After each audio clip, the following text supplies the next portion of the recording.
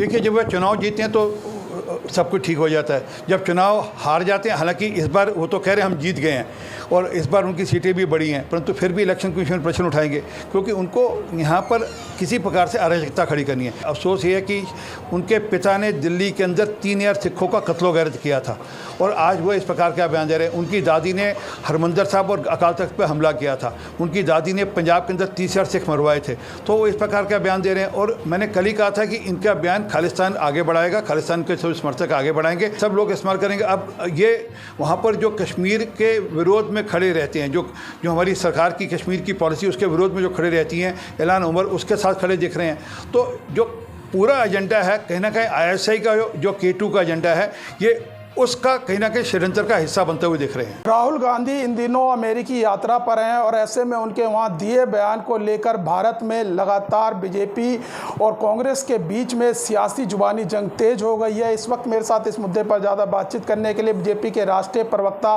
RP Singh ji हैं। Sir, उन्होंने सिखों को लेकर भी एक बयान दिया है और लगातार बेरोजगारी, भारत की जो है इलेक्शन कमीशन पर भी कई सवाल उठाए हैं, उस पर क्या कहते हैं? देखिए, जब वह चुनाव जीते हैं तो सब कुछ ठीक हो जाता है। जब चुनाव हार जाते हैं, हालांकि इस बार वो तो कह रहे हैं हम जीत गए हैं और इस बार उनकी सीटें भी बढ़ी हैं, परंतु फिर भी इलेक्शन कमीशन प्रश्न उठाएंगे क्योंकि उनको यहाँ पर किसी प्रकार से अराजकता खड़ी करनी है।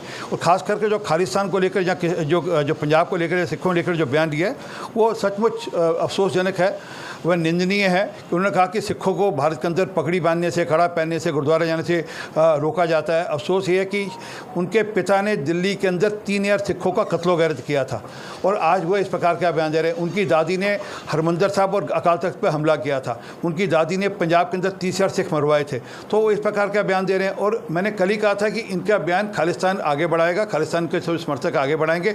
आज वो बयान सिख फॉर जस्टिस का आ गया, जो कह रहे हैं कि हम भी यही बात कह रहे हैं जो राहुल गांधी कह रहे हैं। इसी प्रकार का हुआ है जिस प्रकार से जब धारा 370-35 से हटाई थी तो इन्होंने अगले दिन कहा था कि कश्मीर में कत्लो-गारत हो रही है और उस बयान को इमरान खान ने इस्तेमाल किया।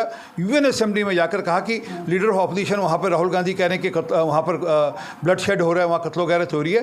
तो इसी प्रकार अब इनका ये जो बयान है सब लोग इस्तेमाल करेंगे। अब ये वहाँ पर जो कश्मीर के विरोध में खड़े रहते हैं, जो हमारी सरकार की कश्मीर की पॉलिसी उसके विरोध में जो खड़े रहती हैं, ऐलान उमर उसके साथ खड़े दिख रहे हैं।